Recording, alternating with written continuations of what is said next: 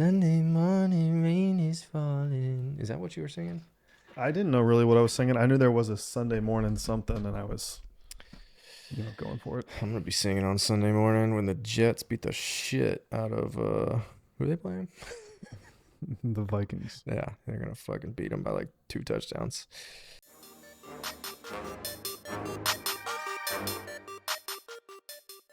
Welcome back to Bed Haven, the safe place for safe plays.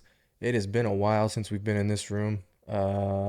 Schedule's getting busy, all right? We can't do this all the time, but when we do it, you better make sure you're tuning in because we're back and it's time to win some money on the NFL. Week number, what week is this? 5. 5. Yeah, it's game time, man. We got the Thursday night. We got primetime Kirk Cousins, and then we've got Sunday morning. So we got back-to-back pretty good showdown slates. We've seen a lot of the Falcons on Showdown Showdown and primetime, which is kind of shocking. I think that maybe the NFL thought that the Falcons were going to be like really good this year with, getting Kirk Cousins and obviously Bijan Robinson. They've been fine. I think their defense has carried the bulk of the. But it's been the Bucs that have been kind of the shocking team, at least in my eyes. Yeah. And but yeah, we're gonna break down the showdown slate for Thursday night and the showdown slate for Sunday morning. That's got to be the thumbnail, right? We got to put Aaron Rodgers on Adam Levine's body. What's the album or the artwork for Sunday morning? It's got to be Adam Levine shirtless. No idea. And I'll just take Aaron Rodgers' face and just probably a million photos of Adam Levine shirtless on the internet that you can find. There's more of Aaron Rodgers than you'd probably think. There's equal amounts of Adam Levine and Aaron Rodgers shirtless as there is Brett Favre pantless. I tell you what, that's true, but also I think Adam Levine and Aaron Rodgers would be pretty good buddies. Yeah. I could see both of them being like they could get along and be I could friends, see both of them at a Diddy party. Exactly, similar kind of interests and stuff. I could see them being friends. For sure at a Diddy party. Yeah. I could see Aaron Rodgers at a Diddy That's party. why he's had to come out of the darkness so many times. Out of the dark. All right. Let's talk about football. All right, we got Falcons, Buccaneers in Atlanta. Opened at Falcons -3. It is now Falcons -1.5. Total sitting at 44. What are you thinking here? I'll jump to you to start with here. Because this is a tricky. There's no obvious side here. The Buccaneers have looked great. The Falcons have kind of been up and down. In Atlanta, primetime Kirk Cousins has been pretty good. Yeah, here's the thing. So I mentioned it. I think the Falcons defense has been the load bearer of the team so far. They've somewhat struggled on offense. We just haven't seen that. Kyle Pitts is brick hands. He's not good. And I watched a highlight of like borderline useless. The type of routes that he's running right now, because he's too slow to be like that utility tight end that can go against these, more athletic DBs that like some of these other tight ends can do, because he doesn't have that big size advantage against them, and he doesn't have a speed advantage against them either. He definitely doesn't have a speed advantage. He looks slow. He looks like, really slow. I don't know if he's injured, but like slow. Every route that he runs, and like I said, I saw a compilation on X of like all the routes he ran during the last game, and it's like it doesn't look like he's trying.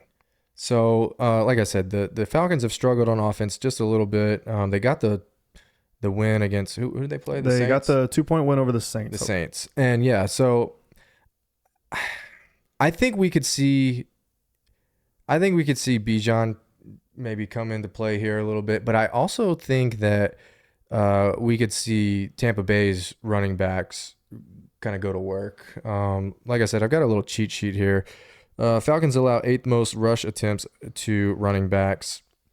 So I think we could see more of a run-heavy game for the Bucs offense, because they also allow the 5th most targets and the 6th most receptions to running backs. So maybe a little combination of Bucky Irving and Rashad White. I think Bucky Irving has been kind of that role filler, especially when Rashad White's like injury. Yeah, Bucky Irving actually outgained White last game. He had 10 carries, 49 yards, and a touchdown.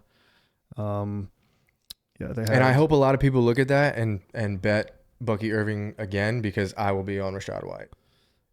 probably the correct play. I could actually dive into on-field percentage time and see who's on the field more. It's probably getting closer, honestly, throughout the past couple weeks. Yeah. I like Rashad White receiving yards. So I don't know I'm sure the lines are out. I want to say it's like 22.5, which seems really high off the jump, but if you look at the target share, if you look at his yards per reception, I think he's got a chance here, especially considering what I just said about Atlanta's defense. Fifth most targets to running backs and sixth most receptions, and that's across the league. So I like Rashad White here. I'm not sure what to do with the rest of the Buccaneers, and I don't know if they're going to win this game. I think you said it's in Atlanta, right? Yep. Also, I'm diving into this. Rashad White was on the field 58% of the time, and Bucky Irving was on the field 42% of the time. That is the closest they've been in snap percentage for the entire year. They also both had the exact same stats, except for Bucky Irving got a touchdown. They both had 10 carries for 49 yards. Really? That is kind of wild. But Bucky Irving did get the touchdown. You could say that because the Buccaneers were winning that game pretty handily for basically the entire game against the Eagles, maybe Bucky Irving saw more of the field because of that, because they were up and because Rashad White's kind of dealing with injury. So you don't want to put the starting running back out there in, I don't want to say garbage time because it was never really garbage time, but they were up 2 to 3 touchdowns for most of the game against the Eagles there, which it's not good for me as an Eagles bettor in that game. I mean, you know me, you've heard about me talk about it a couple weeks in a row now. I'm not really a Buccaneers believer. In fact, I'm going to go on record as saying I think they lose this game to the Falcons. I think that Eagles game was kind of fluky. The Eagles without receivers have proven that they are not good. Yeah. And they also turned the ball over twice. The Buccaneers won the turnover battle 2-0. Yeah, for me, it's the Falcons, but I could see this being an ugly football game. Well, and I could see this being like a low scoring, like just like 17-10 kind of game. We see ugly Thursday night games from time to time. yeah. And I think this could be one of them. And when I'm saying that, I'll have to dive in on lineup construction, but I think kickers are in play, like ugly like that, like when like kickers are outgaining receivers type deal. We'll see. I'll have to do some lineup building to get to that point. What's the over under? I think I said it was 44, which is actually like normal. It's kind of a tweener, like Yeah, maybe that's the bet. Maybe you build your lineups normal and maybe you just bet the under at least. I see if you 43.5 believe that, on FanDuel. You said it opened at -3 for the Falcons, right? And now it's down to -1.5. Mm-hmm. Yeah, I mean, But that probably opens, a lot of these books open lines like pre-season. right. Like that -3 for the Falcons was probably a while ago. And obviously the Buccaneers are playing good, so maybe you got some money on the Buccaneers probably right out the gate, right when it opened this week. Yeah, I mean they've got how many wins now? 1, 2, 3 wins and a loss to the Broncos. The thing about the Broncos is like they put up points on the Bucs, and I don't know.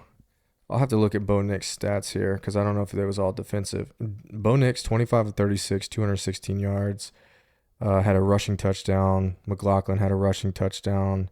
So Bo Nix didn't throw any touchdowns, but like the Bucs offense is not good. Their defense is serviceable. I think that's why they only put up 7 points against them. But like, if the Falcons can figure out their offense, this could be a higher scoring game than what a lot of people think. It could be Just but based on how their season's going, though. I just don't believe in. I just don't believe in really either one of these teams that That's much. why I think you believe you pick the players. I think Bijan is without a doubt the best player on the Falcons. So if I'm going to pick I a think side, yeah, pick that side of it. I think Bijan is a must play as far as like Showdown goes. Do you think he's your captain? That's not typically something I do, but in this situation, given that I think it's going to be kind of an ugly game, yeah, it could be. Like if there's only a couple touchdowns and Bijan gets one of them, well then But if you think potentially could be your potential captain. but you also think the Bucks are going to lose this game, so the roster construction should look like potentially who you think going to be getting the most targets for the Bucks. Right, but if I think it's low scoring, then you really have these low scoring games. You really have to nail if there's only 2 or 3 touchdowns in the entire game. You really have to get like all 3 of them. You have to get every single one of them. When it's like who just played, when it was the Lions and the Seahawks just the other night, like there was so many touchdowns scored that it kind of didn't even really matter who you had. It was like who had the most targets and who had the most yards on top of like everybody had a touchdown. It seemed like except for Laporta, which I put out our bet on Instagram. I don't know if you saw it. Oh my God, you missed it by the touchdown. I had everything but the touchdown. Laporta, I thought it was a great buy low spot for Laporta. He was coming off of an injury, but yet he was cleared on Friday to play for the Monday game. So I knew that was, not really a concern for me. He had not been playing well. And of course he smashed all of his numbers, his receptions over, yards over. He just didn't get the touchdown. And then the Lions played really well and they covered the alt spread that I had in there, 5.5. Sometimes you make the right bet and you still lose. And that's what's tricky about DFS and gambling at times. Just too many rushing touchdowns for the Lions. That hurt me in Showdown as well because I had Goff with Amon-Ra and Laporta. But as far as this game goes, yeah. The one thing I will say is that Kirk Cousins' price is pretty low. Let me open DK because I haven't even. Okay, yeah, 8,600 on Kirk Cousins. Baker Mayfield is $1,000 more, but top 3 most expensive are Mike Evans, Chris Godwin, then Bijan Robinson. It might be a Bijan captain. So here's the thing, Falcons. What's their record now? They're 2-2. Falcons are 2-2. They lost to the Steelers. Then they beat the Eagles. Then they lost a close one to the Chiefs. And they just beat the Saints. So they're close. I mean, this is the game or the TikTok. Kirk Cousins, man. Oh, yeah. Kirk Cousins. Come on, man. I could see if it was Pat. Yeah, I mean, y'all trash, man. We haven't seen them explode on offense yet. It's been a lot of close, low-scoring games. Mm-hmm. If you wanted to, I could 100% get on board with like throwing Kirk and stacking it. Just do Falcon stack and pick one of the receivers. Or if you think Bijan could get some touchdowns and some catches, I mean, you're full PPR on DK. So yeah, I mean at 8,600 that seems low. But that price is based on what's happening currently with the Falcons and how their offense looks. Yeah, I think it's. I'm gonna start building here. I'm gonna start building. I'm gonna go Bijan at captain. The reason is the back end. If you, like we're saying, game script wise, if you think the Falcons are winning, then yeah, you would theoretically like to have a pass catcher. Maybe I wonder if White.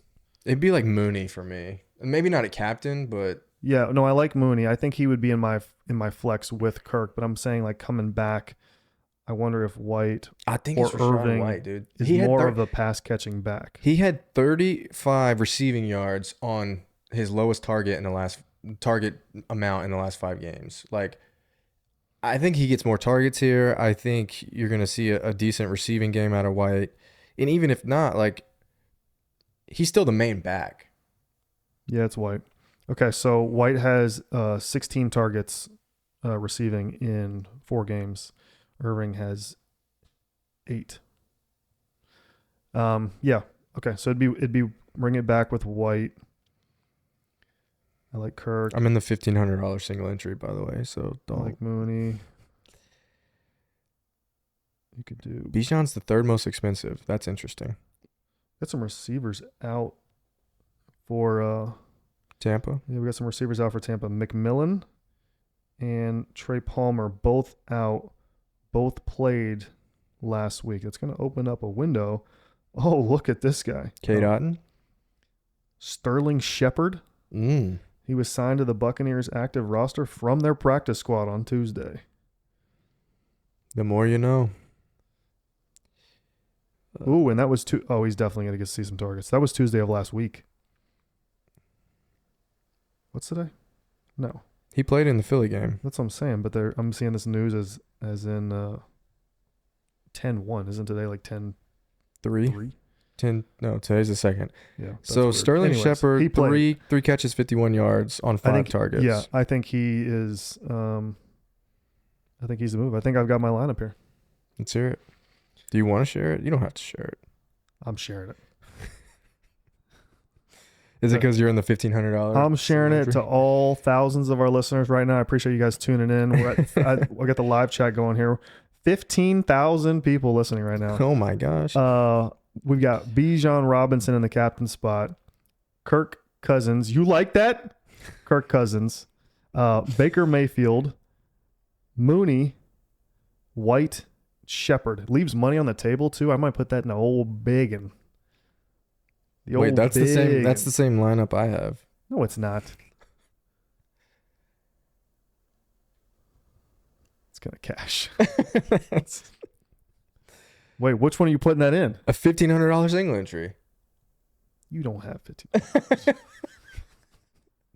I got $1,500 under this chair right now. I'm about to flip that motherfucker. All right. Yeah, I I like the Shepard call. I'm big on White, which means he's gonna have 0 catches and 0 rushing yards. Simple swap too, like simple little thing. You just take out White and you put Irving in that lineup, and you just got even more different. And you could and you just left more money on the table. If you're doing like a 3 entry max, you could absolutely you could just run that same lineup and switch those two. I mean, absolutely. Or if you do like I do most showdowns, I just literally go through and just select all the single entries. Like there's usually 2 $15 single entries. There's a $5 single entry. Yeah. There's a 6. You literally just go boom, boom, boom, reserve, come back, build your 5 lineups or whatever it is, and you've made 5 different lineups, but they're all in single entry contests. Yeah. It's a good strategy, I feel like. But yeah, even a simple swap, you end up with even more money on the table. I sometimes will put, I so advise against it, but putting like single bullets like that have a bunch of money left on the table, putting them in the bigger contest just because the chance of somebody having them is even less likely. Now, somebody probably still will create that, especially considering me and you both just created that lineup. Yeah. Now, we're obviously sitting here both talking about it, kind of getting on the same page. That's part of it. But I think also, though, we're on the side of the team that's the underdog, which most people will be Bucks. They'll be like, it's a Bucks smash spot. Not the underdog, but obviously people are betting the Bucks. So I don't know. It could go a little overlooked. And again, the Rachaad White thing, like you're seeing more.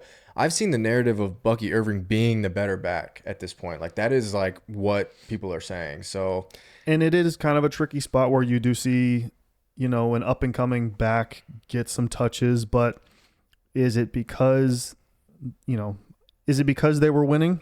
Is it because they were up 2 to 3 touchdowns the entire game, so they were giving the other guy more opportunities? Right. Possibly. Is it because they want to get into more of a 50-50 split? Maybe. But that's what I'm saying. You just build that same lineup and you throw one in there with Irving and one in there with White and see which one plays out. All right. We're also going to talk about the Jets-Vikings game because it's not part of the main slate. Correct. On Sunday. So there is another featured showdown contest for Jets Vikings. I believe. Is this game out of the country? Like, why is it at 9:30? Yeah, I think it's in. You sound like you're from London. That's the London game. Okay. Name that movie. You know that movie? Come on, man. Come on. I got nothing. Forgetting Sarah Marshall. Oh, I've only seen that movie like twice, but it's pretty good. Russell Brand. It's when Russell Brand's he's on the beach. And You're a big what's that just- guy's name? He just got I mean, Because he from How I Met Your Mother. yeah, he's funny. I forget his name too, but he's good. But he gets a piece of coral in his leg, and he's like, yeah. I'm bleeding out. I'm bleeding out. Can you come help? And the Paul Rudd comes up, and he's like the surfer. And he's like, you sound like you're from London. Paul Good Rudd's stuff. underrated. Jets Vikings, Jets. Jets. So we've got Why are Total? the Jets? total sitting at 40 and a half. And the Jets currently are a plus 2.5. Yeah, 2.5 point dog at most books. Which side do you think? What are you wowing about? You I'm think telling it should be you right now, that's a fishy line. You think it should be more or less? Yeah, or well, I think it should be way more. because of how good the Vikings have been. Correct.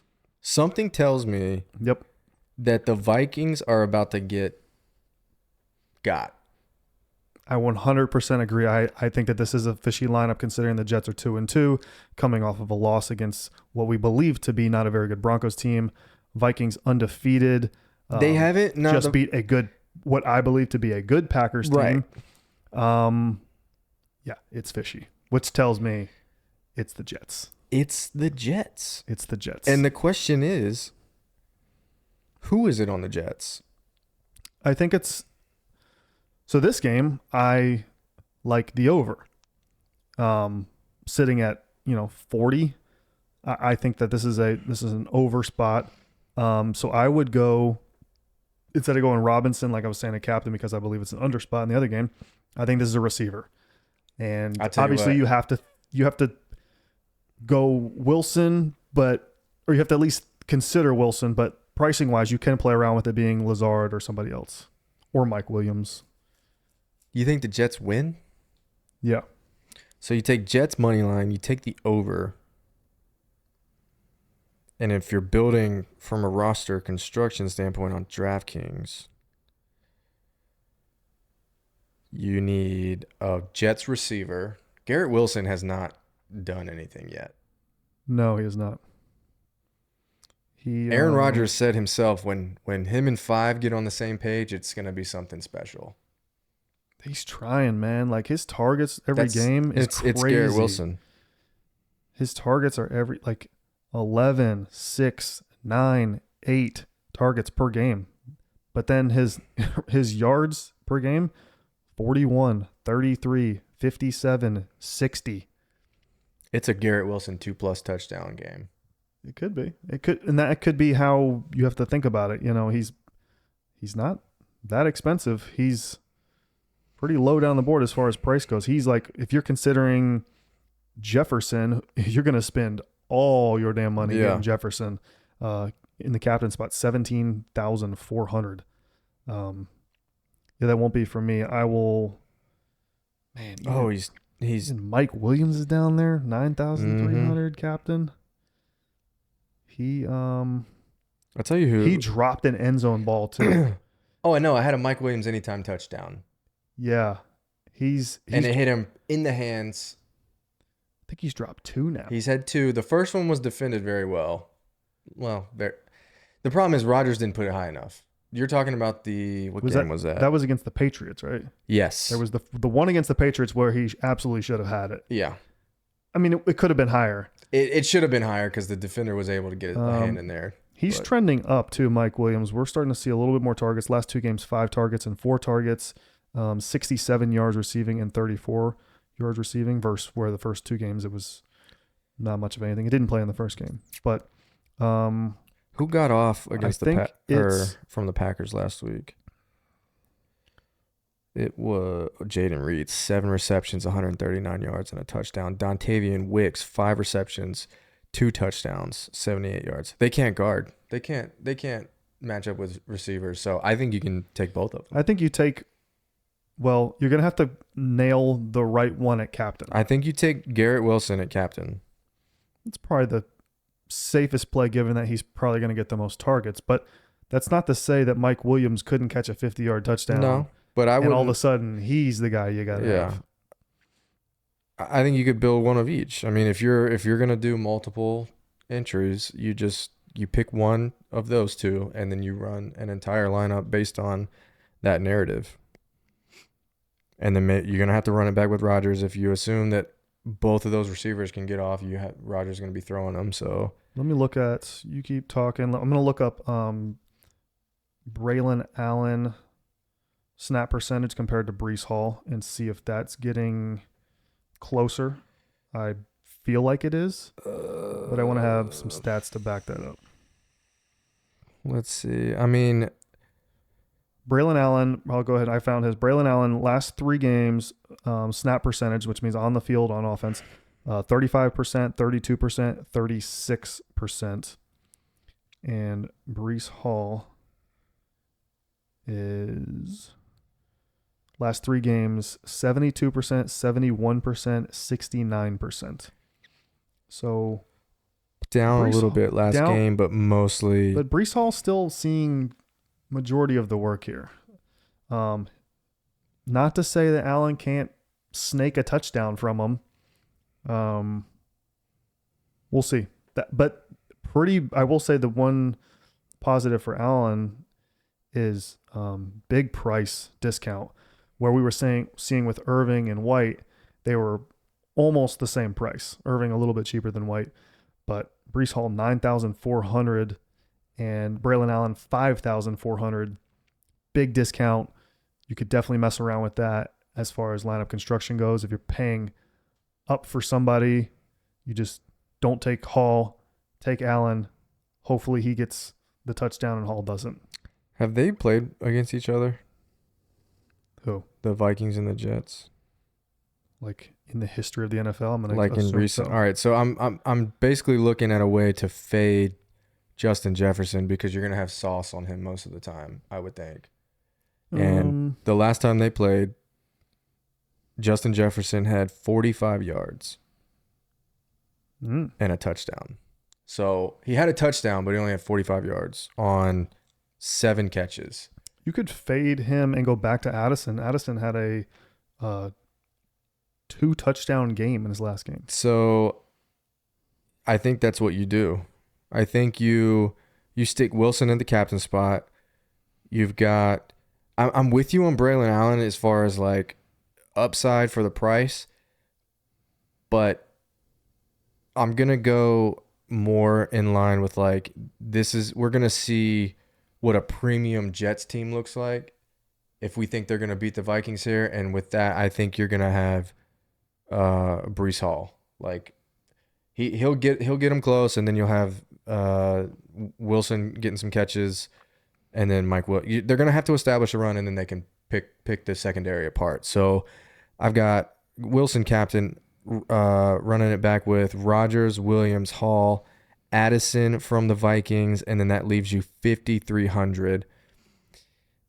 You could go, if you think it's a high-scoring game, you don't really need a kicker, but you could do that if you wanted to. You could say that, okay, the Jets are going to be getting some stops on defense, throw Vikings kicker in there. Speaking of kickers, Greg the Leg, who was on the Cowboys at one point, Greg Zuerlein, has been not great for the Jets. He has missed some field goals when they've needed them, and he's also like should have missed a couple more, like some like ugly duck hooks that like found their way in on extra points and stuff.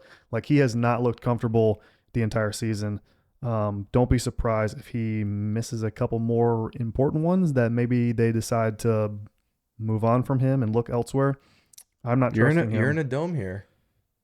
It's at Minnesota. No, it's in London, my guy. Oh yeah, that's right. Is it a dome in London? I don't know. Look that up. I'm not. Well, it's weird because DraftKings says at Minnesota, which they're obviously the home team, but they're not. Yeah. I'm sure that all that means is literally that the Vikings will get choice of jerseys. Like they get to choose if they want their home or away jerseys. It's probably not a dome. I'm still building here. You went through yours? I'm going to I added the kicker. So Ricard or whatever his name is. Richard Will Richard. It's spelled weird, so whatever. But yeah, that leaves $500 on the table, and it's basically like it's Jets heavy offense, and then you run it back with Addison and the Vikings kicker. This is tricky for me. I'm gonna have to probably do some more construction, but for me right now, I'll just say this is gonna be a 5-1 lineup, meaning 5 Jets, 1 Viking. Mike Williams at captain, bringing it back with Aaron Rodgers, Breece Hall, Garrett Wilson, Tyler Conklin, and then the 1 Viking is Aaron Jones. I think you could potentially see a spot where the Jets are playing really well and scoring touchdowns, that the Vikings are doing just a lot of dump offs to Jones, potentially skyrocketing his points. And he is for sure their pass catching back. Last 3 games, targets wise, 6, 6, 5. 46 yards receiving, 46 yards receiving, 36 yards receiving. He gets the rock. I was big on him last game because he was going back to Green Bay, and he did not what I wanted him to. Well, now he's going against his guy. Going against old discount double check. He needs to bring that back. When was the last time he did the... You might see it a lot this game. Might. Also, this is a great... I'm going to go ahead and tell you, if you're a futures guy, as far as like betting futures, I think this is a perfect time to bet the Jets to win the Super Bowl. I'm not saying that is for sure what's going to happen, but this might be the best number you get on them right now. What are they at now? I think they're at 25 to 1. This might be the best number you get. And on that same thought process, the other team that I'll shout out is the Green Bay Packers. This is an excellent buy low spot for the Green Bay Packers as far as to win the Super Bowl. You're getting teams that are hurt. Rashee Rice goes down for the Chiefs. We've got McCaffrey with his double Achilles issue. Double Achilles tendonitis. Some of these big name teams are having guys hurt, and it's going to be hard for them to make a run if these are long-term injuries. The Texans haven't looked great. Exactly. So this is a great buy low spot for the Jets and for the Packers. Not saying that they're going to win the Super Bowl, but I think it's a good spot. I'm a big buy low kind of guy as far as gambling goes, and now is the time. The Bengals are 30 to 1. The problem with the Bengals is their defense looks so bad. It is bad. Their offense looks great, and I think they will continue to ramp it up. I have no problem with their offense, but their defense looks rough. I think you can get a defense together when you have a good offense. Like, I feel like if they were struggling on offense, I'd be like, yeah, no shot. But you've got a good offense out there. Eventually, the defense has to step up. They have to. Like, what's the rest of their schedule look like? We're going to deep dive the Bengals here at the end of the show? No. I'm just real quick. You just threw out there these... I just want to throw... Yeah, I think because we're talking about the Jets, I think this is a great buy low spot. If you think that they're going to win this game, then all of a sudden the hype train is going to be right back up. They play the Ravens next, who just smashed the Bills. I thought it was the Bills, and they just looked really vulnerable last week. Yeah, this is just great buy low Ravens. spot. I think the Jets are going to win. Then all of a sudden, after they win this game, if that happens... all you're going to see on TV is how good Aaron Rodgers is and how good the Jets are and how they're going to win the Super Bowl. And they're going to go from either 22 or 25 to 1, whatever they're at. All of a sudden, they're going to be like 12 to 1. So that's why I'm saying it's a good buy spot. All right, I'm in. They're 21 to 1 on FanDuel. Okay. You could probably shop that number, but I think I saw 22. I looked at the Packers and the Jets. Also, if you're an NFL, which I'm going to make this bet probably when we get off of here. If you're an NFL is scripted guy, how perfect would Jets Packers Super Bowl be? Do you think both of those teams can? That's scripted. That's scripted. How beautiful. How much would the NFL love that?